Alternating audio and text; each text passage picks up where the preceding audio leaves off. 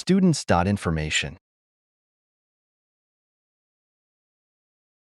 Trisha Das is a bright and spirited 12-year-old girl who is currently navigating the challenges of 7th grade.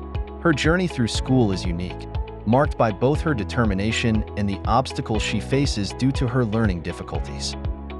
Trisha has dyslexia, a condition that significantly impacts her reading comprehension, spelling, and writing skills.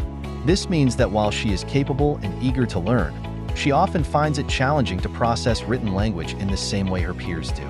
Words on a page can seem jumbled, making it difficult for her to read fluently or to spell words correctly. Adding to these challenges, Trisha also has Down syndrome. This affects her in several ways, including her speech clarity, social engagement, and ability to follow instructions. Sometimes, Trisha might struggle to articulate her thoughts clearly or to keep up with the pace of conversations. Social interactions can be a bit daunting for her, and following multi-step instructions can be a significant hurdle. However, these challenges do not define her. Trisha is a resilient and hardworking student who approaches her learning with a positive attitude and a strong will to succeed. One of the foundational topics Trisha is working on is the Introduction to the Alphabet. This subject is crucial as it forms the basis for reading and writing. Understanding the alphabet will help Trisha develop the skills she needs to improve her literacy. For many students, learning the alphabet might seem like a simple task, but for Trisha, it requires extra effort and support. Each letter represents a step forward in her journey to better reading and writing. Trisha's learning environment is adapted to her needs. Her teachers use various techniques to make learning more accessible for her. Visual aids, multi-sensory learning methods, and personalized instruction plans are just a few of the tools that help Trisha grasp the alphabet. Her educational journey is not just about overcoming her challenges. It's about celebrating each small victory and building on her strengths. Despite the difficulties, Trisha is making steady progress. Her determination and the support from her teachers and family play a significant role in her achievements. Every new letter she learns, every word she spells correctly, and every sentence she reads are milestones that bring her closer to her goals. Trisha's story is a testament to her resilience and the power of tailored education. It's a journey of perseverance, adaptability, and the unyielding belief that she can overcome any obstacle in her path. Trisha's dedicated teacher, Adrian C. Flores, has already introduced her to the basics of the alphabet. This new video lesson will serve as a continuation of their previous lessons, reinforcing and building upon the alphabet familiarization they've already worked on together. With the continued guidance of Mr. Flores, Trisha is well prepared to advance in her understanding of the alphabet, bringing her one step closer to mastering her reading and writing skills.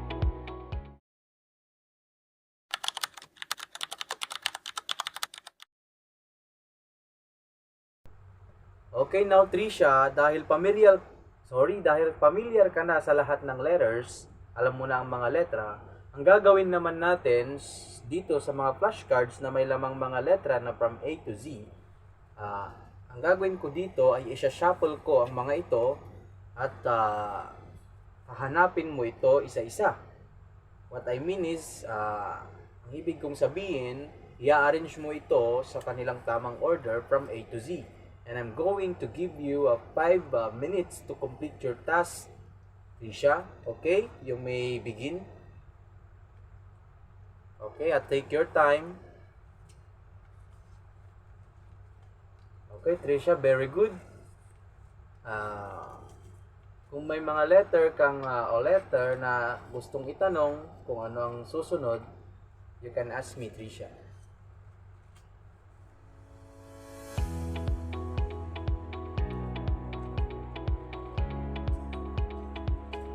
Take your time.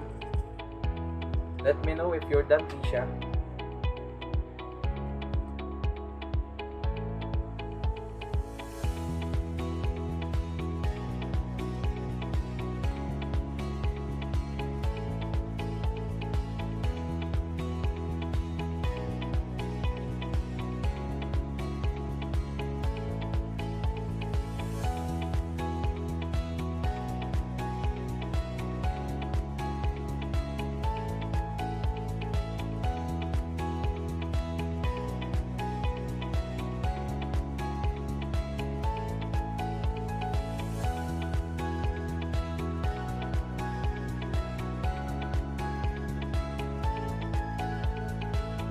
Okay, Trisha, very good.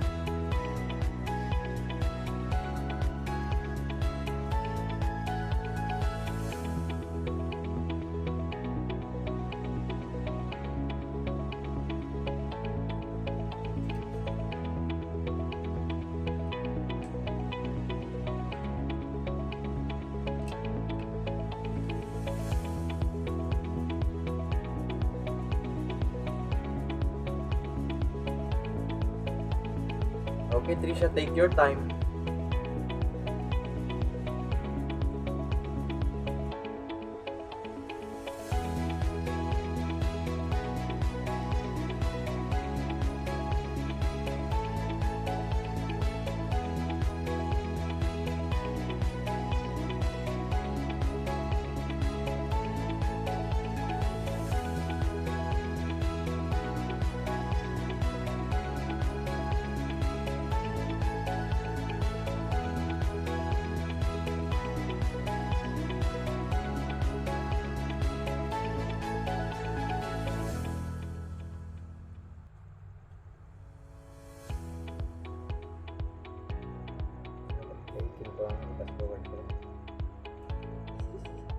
Ano, tapos na rosa eh.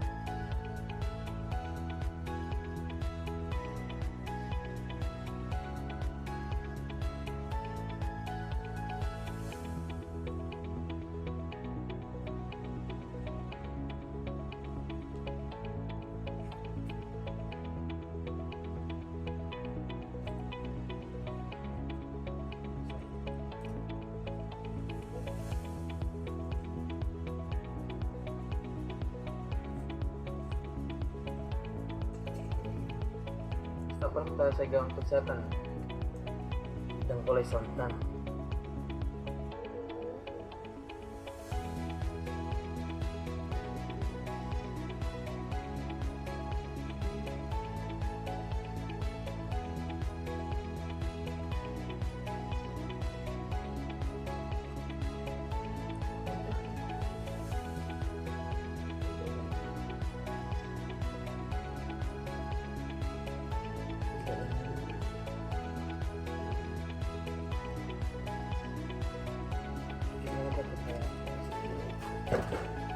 Punta mo na ba ito? Ang ganda ba sila?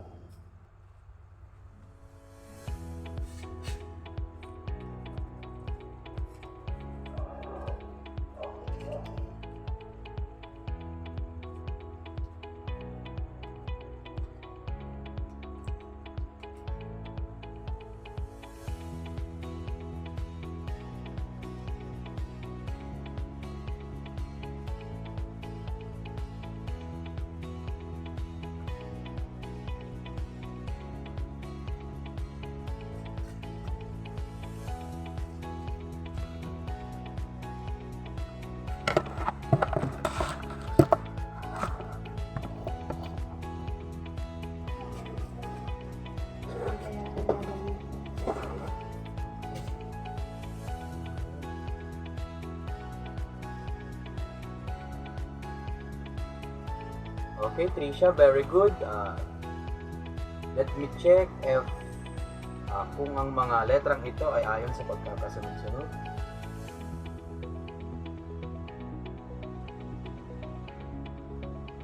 Okay, Trisha, very good. Nakuha mo lahat.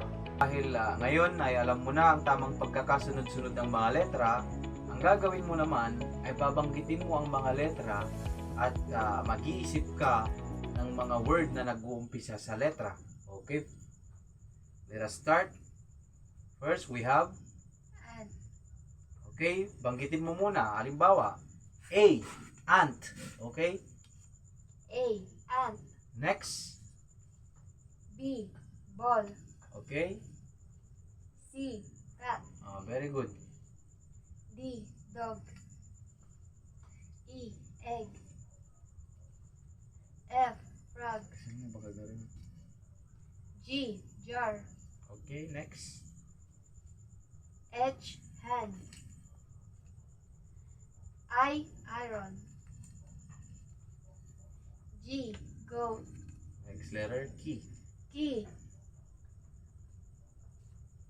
Okay, Knowledge. next we have letter L. L. Lemon. Mhm. Next we have letter M. M.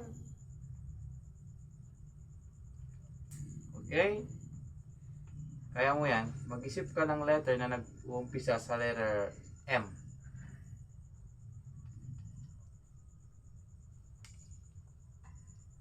Man. Very good. Next, letter N. N. Nail. Very good. Next, O. O. O. P. P. Piano.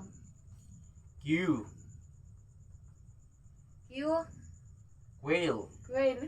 Okay, yun yung example ko. Mag-isip ka ng iba. Queen. Oh, very good. Next, letter R. R. Red. Letter S. Shoes. Letter T. Table. Banggitin mo yung letra. Letter U. U. Unicorn. Very good. Letter V. V. Violin. Next, letter W. Mag-isip ka ng mga words na nag-umpisa sa letter W. Okay, Trisha, kaya mo yan. Okay, I will give an example. Wax. Woman. Very good. Next, we have letter X. X. Xylophone. Y. Y. Yuyu. And the last letter is Z. Z. Zebra. Okay, very good. Trisha, yung araw ay nalaman mo kung ano ang mga letra at na-arrange mo ang mga letra from A to Z ng tama at nagamit mo ang mga letra nagamit mo ang mga letrang ito at naghanap ka ng mga words na nag-uumpisa sa mga letra. Okay, yun lang ang ating pag-uusapan for today's lesson, Trisha. Thank you.